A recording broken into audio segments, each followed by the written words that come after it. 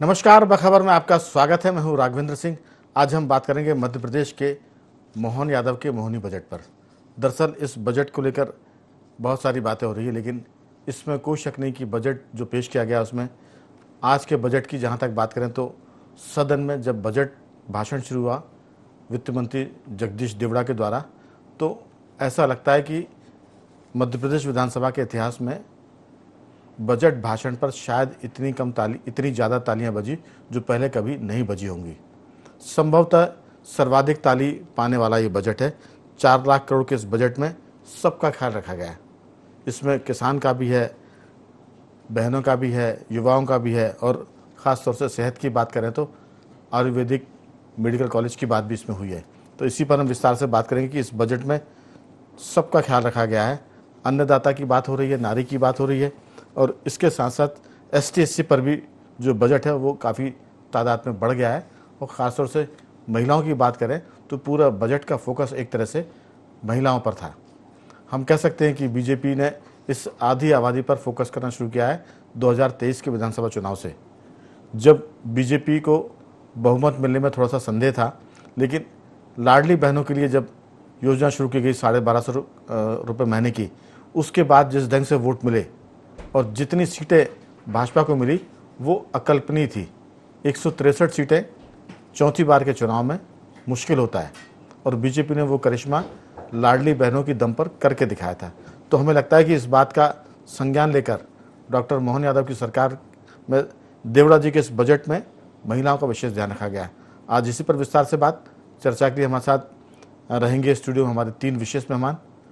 मध्य प्रदेश के जो वरिष्ठ पत्रकार हैं उसमें श्री तोमर साहब हैं हमारे साथ। तोमर जी, आपका बहुत बहुत स्वागत है। योगीराज योगेश जी साथ हैं। योगेश जी, आपका बहुत बहुत स्वागत है।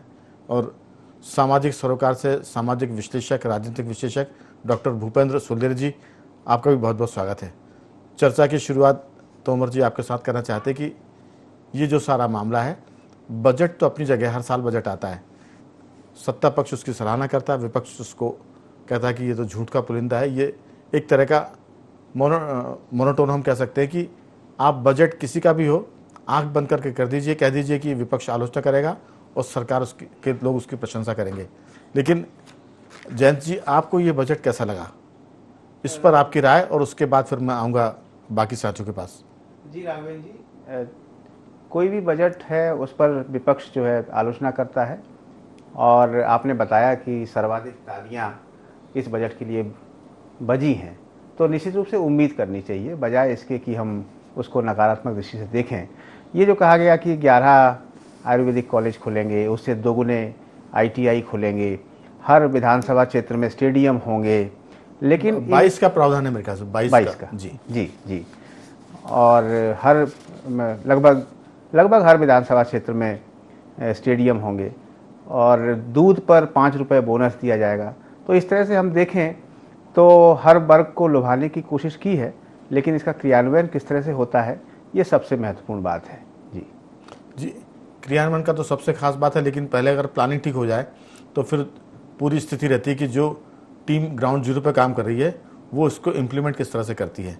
तो मुझे लगता है कि इम्प्लीमेंट करने की टीम में तो एक से एक धुरंधर जो UPSC पास करके आते हैं, देश की सबसे बड़ी परीक्षा, उनके पास जिम्मा। और हम तो वो कहते हैं कि उसमें 0% एरर की बात हमें करनी चाहिए, क्योंकि IAS जो होते हैं, IPS होते हैं, इससे बड़ी कोई एग्ज़ाम भारत में नहीं है।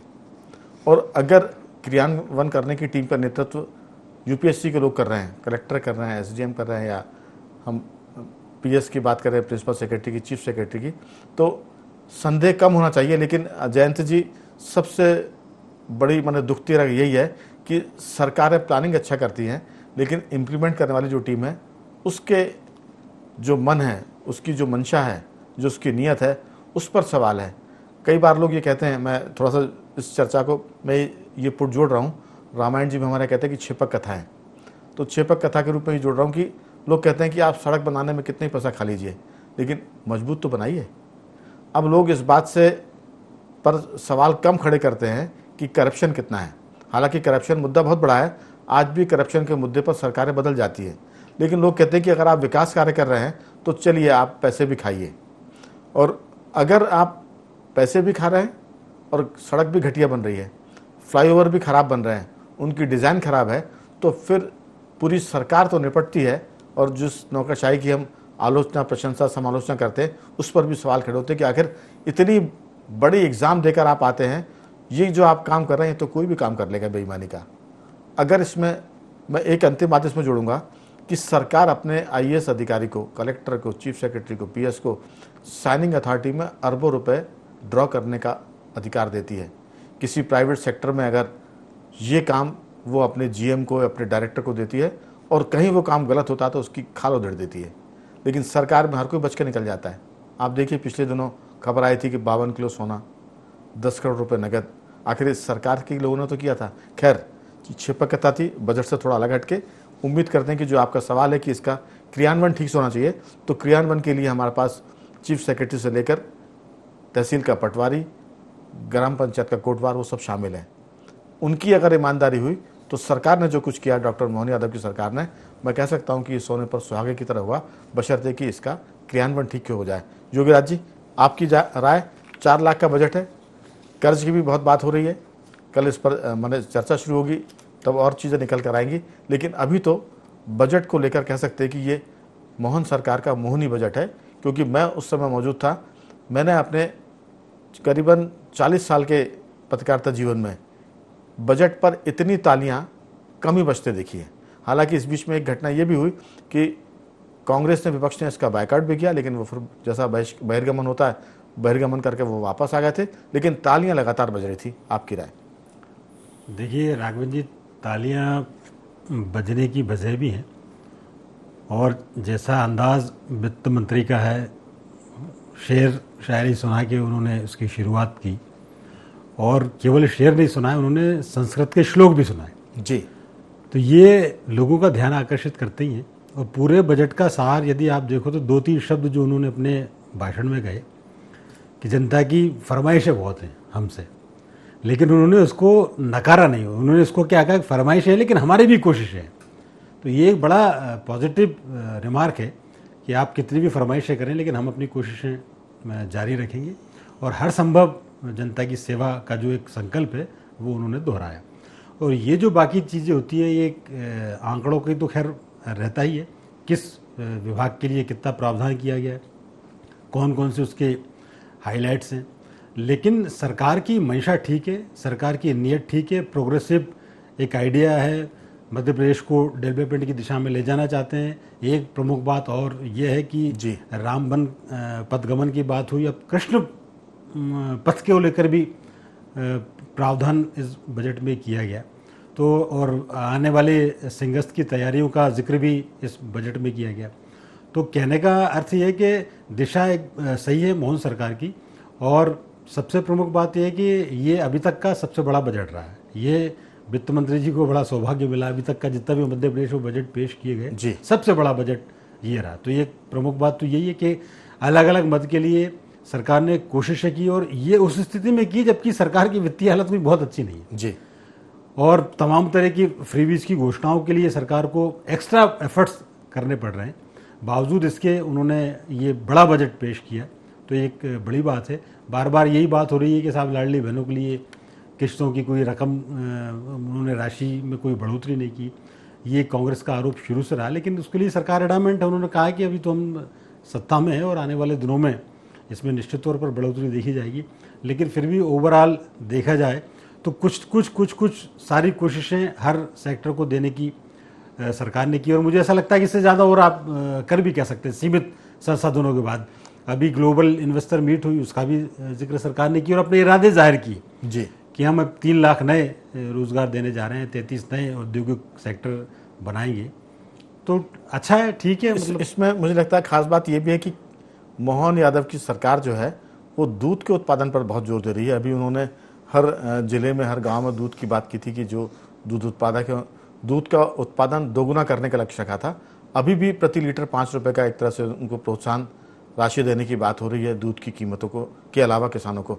तो मुझे लगता है कि ये सब चीज़ें तो ठीक है, लेकिन हमारे साथ डॉक्टर भूपेंद्र सुल्लेरे जी भी है, शिक्षा के क्षेत्र में बड़ा काम करते हैं, साहित्य के क्षेत्र में काम करते हैं और सामाजिक और राजनीतिक विश्लेषण भी करते हैं। लेकिन डॉक्टर भूपेंद्र जी, मुझे लगता है कि केंद्र से लेकर राज्य की सरकार की हम बात करें तो सब कुछ ठीक है, लेकिन एक चीज़ बहुत खटकती है।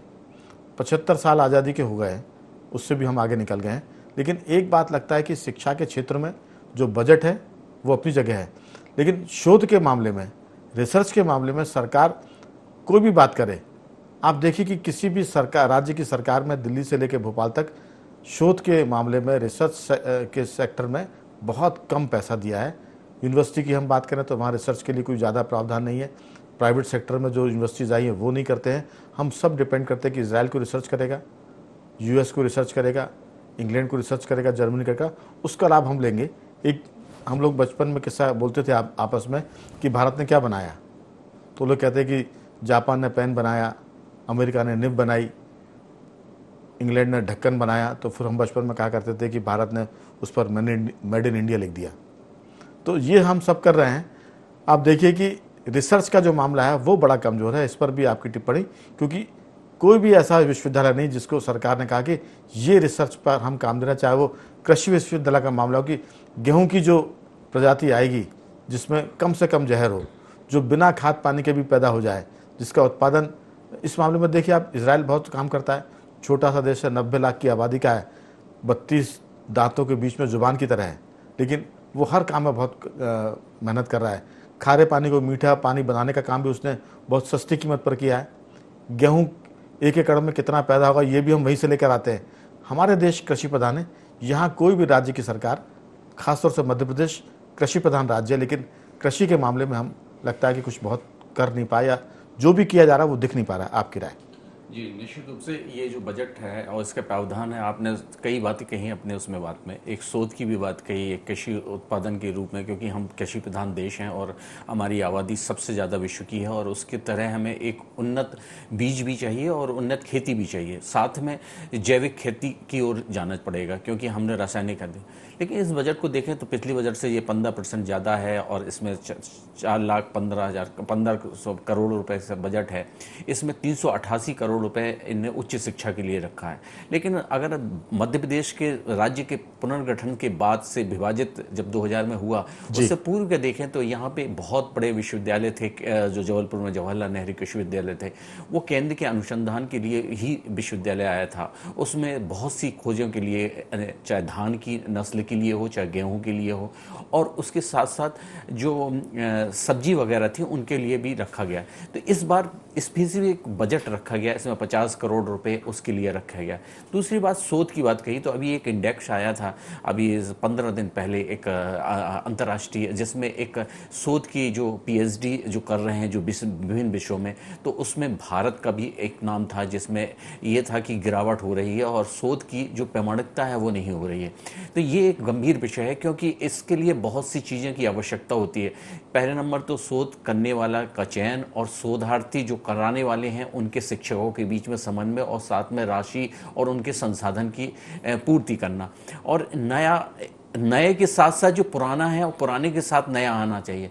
दूसरी महत्वपूर्ण बात यह है कि जो ये बजट आया, साथ साथ सबसे महत्वपूर्ण विषय ये है कि हमारी जो परंपरागत चीज़ें हैं उन चीज़ों को सुदृढ़ बनाया जा रहा है, चाहे वो सनातन से जुड़ी हो, चाहे हमारी पुरानी चीज़ें हों, जिसमें आपने दुग्ध उत्पादन कहा। आज दूध की बहुत बड़ी समस्या है भारत में, क्योंकि प्रधानमंत्री खुद उस चीज़ पे चिंतित हैं और कह रहे हैं कि जो सिंथेटिक दूध है, जो जिससे, और वही चीज़ वो फसल और गेहूँ के बीच में भी है कि जो हम जैविकता से पुरानी जो परंपरा खेती थी उसके प्रति हट रहे हैं, और हम लोग अधिक उत्पादन के क्षेत्र में, चाहे वो सब्जियां हों, चाहे वो खाने के पदार्थ हों, तो उस चीज़ों, तो उसके लिए एक नए शोध की परंपरा। और दूसरी बात, जो व्यक्तियों को अधिक आय का जो स्रोत लग गया उसके प्रति भावांतर रेट देना पड़ेगा। ये इसकी एक पॉलिसी जो कि 2013 के बाद से सरकार ने फिर से अभी लागू करने की कोशिश की है, क्योंकि अभी धान का जो मार्जिन दे रही है और फिर गेहूं का भी देगी उसी के तहत। तो ये जो जब तक सबल योजना नहीं होगी, इस तरह से गुजरात में कुछ मॉडल बनाए गए हैं, तो इसी तरह से इनके भी यहाँ पे भी भारत, मध्य प्रदेश में भी इस तरह, क्योंकि मध्य प्रदेश एक बहुत यहाँ पे हर जगह एक अलग अलग जलवायु है, और वहीं मिट्टी और मृदा की अलग अलग म्यूनिसिपालिटी भी है। तो आप अगर चाहे निवाड़ में देखें, चाहे इस तरफ से देखें, तो चाहे बुंदेलखंड में देखें, तो उस तरह के उनका एक वायुमंडल अलग सा है। तो इस तरह से इनके लिए जब तक हम उनको आर्थिक रूप से और तकनीकी रूप से सुधार नहीं करेंगे, जिस तरह से आपने इजराइल में कहा, तो इजराइल निश्चित रूप से इसका एक मिसाल है। और हम लोगों ने इसके कई, भारत सरकार ने इसके अनुबंध किए थे और गुजरात और राजस्थान में इसके अप्रत्याशित परिणाम देखे गए थे कि जहां जल स्तर कम है वहां पे हमने उन्नत रूप से सब्जियां हो चाहे फसल लेना का प्रावधान रखा। तो इस तरह से हमारे इस फसल में भी होना चाहिए। लेकिन ये मैं कहूँगा कि ये बजट पूर्णतः सबको समावेशी लिया गया। दूसरी बात, अपनी मूल संस्कृति को बढ़ाने, चिकित्सा एक महत्वपूर्ण चीज़ है भारत में। जिस तरह से आयुष्मान कार्ड लागू किया गया था तो उस समय लग रहा था कि इतने बजट को कैसे कवर किया जाएगा, लेकिन हमारी जो परंपरागत जो चिकित्सा पद्धति थी आयुर्वेद, तो आयुर्वेद में जो निवेश की ओर बढ़ाया है, क्योंकि मुझे ये लगता है कि ये मोटिव, आयुर्वेद के मामले में थोड़ी सी गलती सुधार लूँ अपनी। जैन जी ने कहा था कि 11 आयुर्वेद के अस्पताल और मेडिकल की बात हुई है, संख्या इतनी है, 22 नहीं है जी। ITI 23 जी, ITI शायद 22 है और मेडिकल जो आयुर्वेद के जो चिकित्सालय हैं, जो कॉलेज हैं, वो 11 है। तो ये जो चिकित्सा है जो अपने जिनके साइड इफेक्ट नहीं है और जो कि एक प्रधानमंत्री जी का भी विजन है इस पर, और मैंने देखा है कि केंद्र में उन्होंने इसको एक अलग विभाग बनाया, उसी के तहत ये परंपरा चल रही है राज्यों में भी। और निश्चित रूप से ये अभी जो आर्थिक सर्वेक्षण आए थे इससे पहले, बजट से एक दिन पहले, जिनमें ये माना गया था कि लगभग 1 लाख करोड़ रुपए का निवेश प्राइवेट सेक्टर में हुआ है, लगभग 3 लाख नौकरियां सृजित हुई हैं। और जब तक समन्वय के व्यवहार नहीं रहेगा सरकार और निवेश का, तो जिस तरह से नौकरी जनरेट नहीं होगी, क्योंकि गवर्नमेंट नौकरी एक निश्चित सीमा तक ही रहती है। महत्वपूर्ण विषय ये है कि बजट को तो सबको संतुष्ट कर दिया गया, लेकिन आज ये एक कागजी खाका बन गया, लेकिन इसको अमली जामन देने के लिए साथ में नेताओं और उनके जो ब्यूरोक्रेट हैं जिन्होंने इस पर मेहनत और मंथन किया है, जो इसको बनाया ड्राफ्ट, वो बहुत आवश्यक है। और उसकी राशि के लिए एक संदेश और इसमें मुझे आपको करना चाहूँगा, जो लाडली बहना की योजना थी उसके बजट में उन्होंने पैसा नहीं इंक्रीज किया, बल्कि उसको अटल पेंशन योजना से जोड़ने, केंद्र के अधीन रहने की ये योजना रखी गई है कि केंद्र की जो योजना है जो महिलाओं को मिले। इससे ये संदेश जा रहा है कि ये योजना इन राज्यों में भारी पड़ रही है, इनको जो रिसोर्सेस पैसा नहीं मिल रहा है, क्योंकि अभी तक मोहन सरकार 51,000 करोड़ रुपए पैसा बाजार से उठा चुकी है। अभी पिछले हफ्ते 6,000 करोड़ उठाए। तो इस तरह से जो है, तो सरकार भी इस चीज को चिंतित कर रही है कि इसके लिए फंड लाना बेहद मुश्किल है और उसको रिवाइज करने के लिए फिल्टर लगा रही है। कह सकते हैं कि लाडली बहनों से सरकार तो आई, लेकिन लाडली बहनों वाली योजना सरकार के गले की हड्डी भी बन गई। जो आपने जिक्र किया कि बजट कम कर दिया गया है, पिछले साल बजट जो था वो 18,984 करोड़ का बजट था। इस बार जो बजट है वो घट गया है, 18,669 करोड़ हो गया है। हालांकि उसमें कुछ लाडली बहनें जो फर्जी तौर पर जुड़ गई थी या जो गलत थी उनकी छटनी भी हुई है, कम हुई है, लेकिन बजट कम हुआ है इसमें कोई शक नहीं, क्योंकि सरकार ने वादा किया था 1250 से 3,000 रुपये तक जाएंगे। और अब बीच का रास्ता निकालने की कोशिश, क्योंकि वो जो बीच का रास्ता निकालने की कोशिश इसलिए हो रही क्योंकि ये बजट का पैसा बढ़ते ही जाएगा। जब 3,000 करोड़ पे आप जाएंगे तो जाहिर है कि ये 45,000 करोड़ के आसपास ये पहुंचेगा। तो ये मुश्किल तो है, लेकिन अब इसको उन्होंने कन्वर्ट करने की कोशिश कर रहे हैं बहनों की पेंशन के मामले में। इसको अगर पेंशन के मामले में कन्वर्ट करने की कोशिश की गई तो हमें लगता है कि ये अभी कर देंगे तो ठीक है, अगर चुनाव के आसपास करेंगे तो सरकार को घाटा होगा। और वो महिला लाडली बहनों ने जिस ढंग से झोले भर के वोट दिए थे वो शायद उसमें कमी आ जाएगी, ये डर है। इसलिए लाडली बहनों के मामले में सरकार बड़े फूंक के कदम रख रही है। लेकिन सबसे खास बात यह है कि ये जो मामला पूरा है, ऐसा लगता है कि डबल इंजन की सरकार का असर इस बजट में दिख रहा है जयंती जी, क्योंकि हमने कल भी इस पर बात की थी कि चीफ सेक्रेटरी अनुराग जैन मध्य प्रदेश के जरूर थे, लेकिन लंबे समय से वो केंद्र में अपनी सेवाएं दे रहे थे, तो मोदी सरकार के निकट रहे, वो मोदी सरकार के कामकाज को जानते हैं। तो सरकार के बीच में, राज्य और केंद्र की सरकार के बीच में अनुराग जैन एक समन्वय की कड़ी है। इसलिए आप देखिए कि इस बजट में केंद्र सरकार का भी एक तरह से अक्स दिख रहा है कि जो सरकार की केंद्र की योजना है। लेकिन हमने बात की थी कि रिसर्च पर पैसा कम हुआ है, इस पर भी बात हुई है कि समय सीमा के भीतर अगर योजनाएं पूरी होंगी तो वो फलीभूत भी होंगी और उसकी लागत भी कम होगी, और अगर इसमें गड़बड़ी होती है तो उस पर सख्त कार्रवाई, उसके प्रावधान की भी दरकार है। आपकी राय? लाडली बहनों का मसला सरकार धीरे धीरे कोई बीच का रास्ता निकालकर अपनी इज्जत बचाकर कम ज़्यादा करेगी, लेकिन यही है कि बहनों की पेंशन, और एक चीज़ और है इसमें कि जो रिटायर्ड कर्मचारी है, सेवानिवृत्त, वो ज़रूर इस बात की डिमांड कर रहे हैं कि सरकार ने अभी तक हमको ओल्ड पेंशन की, हालांकि बीजेपी ने ओल्ड पेंशन की खिलाफत भी की थी और अपने वादों में इसको थोड़ा सा उन्होंने दाएं बाएं भी किया था, सीधे तौर पर ना तो हाँ किया था और ना किया था। आपकी राय? बजट अच्छा है, लेकिन शिक्षा के मामले में, स्वास्थ्य के मामले में और सरकार के कामों की गुणवत्ता के मामले में कोई बहुत स्पष्ट लाइन नहीं दिख रही है। आपकी राय? जी राघवेंद्र जी, आपने बहुत महत्वपूर्ण बात की कि शिक्षा के क्षेत्र में क्या है योजना और स्वास्थ्य के क्षेत्र में क्या है, लेकिन मेरा ये मानना है कि जब तक आप स्कूल शिक्षा को ठीक नहीं करते हैं तब तक आप कोई भी उपाय कर लें, कुछ भी ठीक होने वाला नहीं है जी। और इस पे बात करने में काफ़ी लंबे समय की भी आवश्यकता है। हमें ये अनुभव है कि विश्वविद्यालय में जिस तरह के विद्यार्थी प्रवेश लेने आते हैं उनका स्तर क्या होता है और स्किल के नाम पे भी कुछ भी संतोषजनक नहीं है, तो बहुत ही निराशाजनक स्थिति है। उस दिशा में प्राइमरी शिक्षा के क्षेत्र में और मिडिल और उच्चतर शिक्षा के क्षेत्र में जब तक सरकार गंभीरता से प्रयास नहीं करती है तब तक आप इधर से उधर ही करते रहेंगे, ज़्यादा कुछ बदलने वाला नहीं है। ठीक है। योगीराज जी, खेती के लिए ज़रूर 40 करोड़ का प्रावधान किया है रिसर्च के मामले में, लेकिन जो हम बात कर रहे हैं कि आपने जो IIT है उनकी भी बात की है, 8 नई यूनिवर्सिटी बनाने की बात भी हो रही है, 27 कॉलेजों के इंफ्रास्ट्रक्चर अधोसंरचना पर 565 करोड़ का प्रावधान की बात की है। डिजिटल यूनिवर्सिटी और रक्षा विश्वविद्यालय की स्थापना का भी लक्ष्य सरकार ने अपने इस बजट में अपनी भावना बताई है।